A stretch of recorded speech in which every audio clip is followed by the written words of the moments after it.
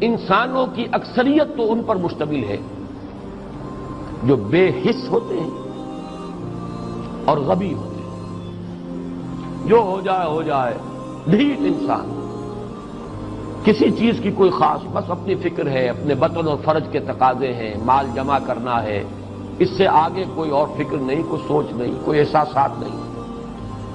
کسی کے دل پر کیا بیت رہی ہے ہمیں کیا، وہ جانے. کوئی بھوکا ہے ہمیں کیا، ہم کسی کے ذمہ دار تو نہیں.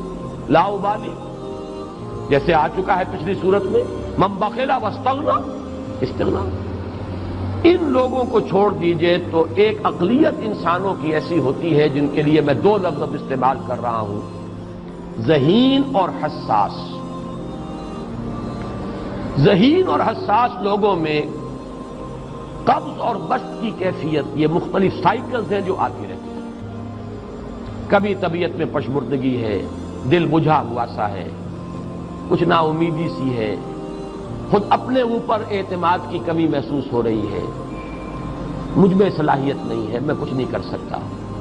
اب تک جو کچھ کیا اسباب بھی ہے، امنگ بھی ہے، امید بھی ہے، روشن پہلو نظر آ رہے ہیں. قبض کی کیفیت میں تاریک پہلو نظر آتے ہیں، مایوسی کے پہلو نظر آتے ہیں، پیسیمزم کی کیفیت. اور یہ جو بسط کی کیفیت ہے اس میں روشن پہلو. دیکھو یہ بھی تو ہے نا، آخر یہ بھی تو ہوا ہے، اور بھی ہو سکتا ہے. آخر اب تک میں نے یہ کام بھی تو کر لیا، آگے بھی مشکل آسان ہو سکتی ہے. یہ دو کیفیات ہیں قبض اور بسط کی، جن کو کہ صوفیاء کرام نے یہ اصطلاحات، یہ عنوان دیے، قبض اور بسط. جتنی انسان کے اندر حساسیت کی کیفیت زیادہ ہوگی، ذہانت زیادہ ہوگی، اتنا ہی یہ جو ویوز ہیں اس کی ایمپلیٹیوڈ زیادہ ہوتی ہے. کم ذہین انسان ہے، کم حساس ہے، آئیں گے تو صحیح ہے، لیکن یہ کہ وہ ویو جو ہے اس کا ایمپلیٹیوڈ جو ہے اس کے اندر اوپر اور نیچے کی کیفیت زیادہ نہیں ہوگی.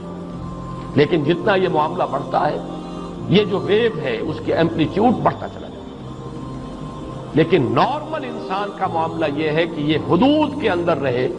اسی کی ایک کیفیت جو ہے ایب نارمل جب ہو جاتا ہے، یہی ہے جو جدید ہماری جو سائیکولوجیکل میڈیسن ہے اس میں اسے مینیکس ڈپریسو سائیکوسس کہا جاتا ہے. مایوسی ہوئی تو اتنی ہوئی کہ جیسے کمر ٹوٹ کر رہ گئی، اور اسی ڈپریشن میں ہوتی ہے خودکشیاں.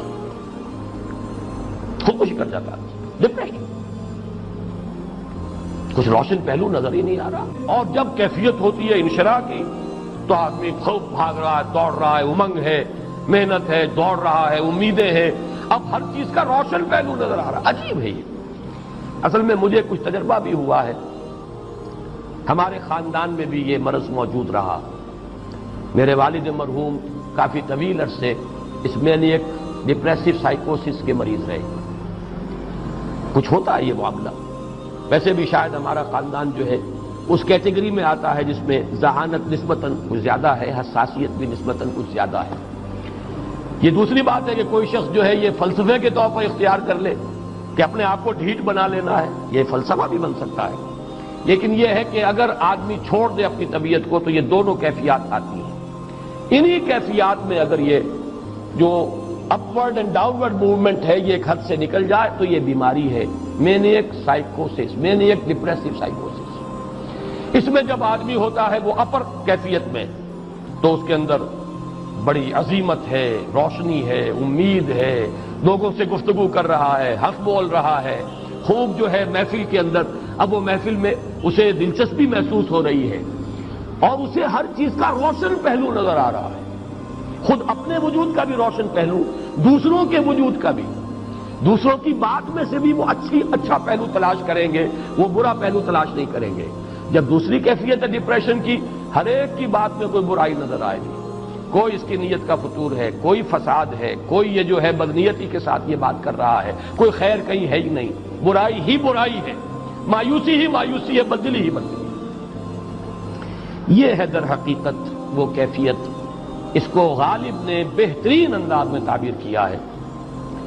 ذہین اور حساس انسانوں میں ان کی جو ترقی ہے وہ انہی مراحل سے ہو کر گزرتی ہے.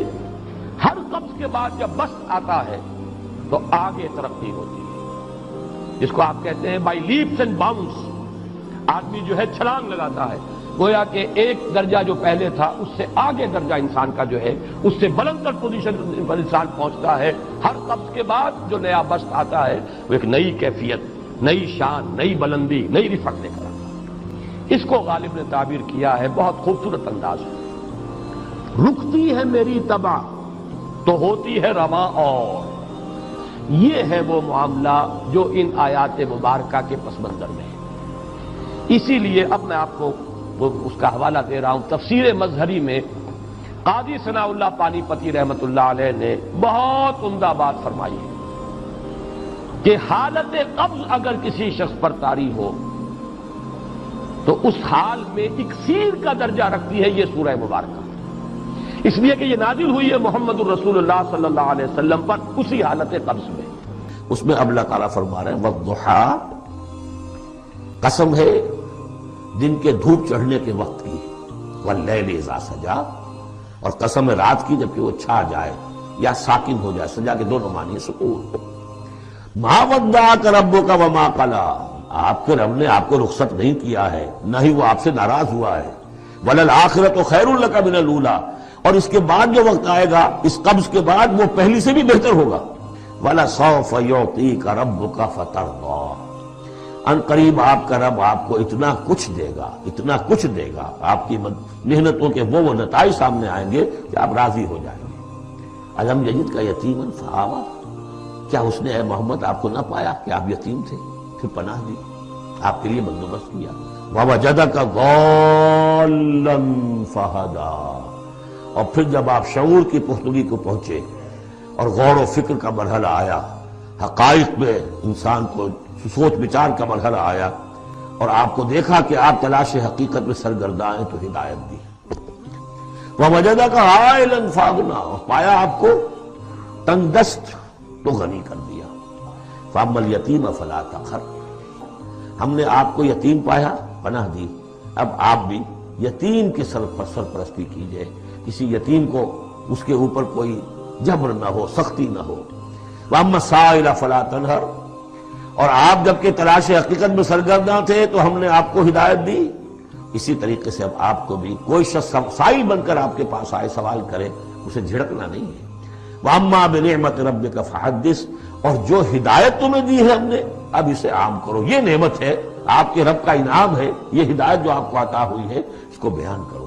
اس کے بیان کرنے میں یہ بھی ہے کہ اللہ کے انعامات کا چرچا انسان کرے اس کا شکر ادا کرنے کے لیے، اور یہ بھی ہے کہ اس کو پھیلائے اور عام کرے، دوسروں تک پہنچائے، ورنہ وہ بخل ہو جائے گا کہ وہ دولت جو ہے ہدایت کی اس کو آدمی صرف اپنی ذات تک محدود رکھے۔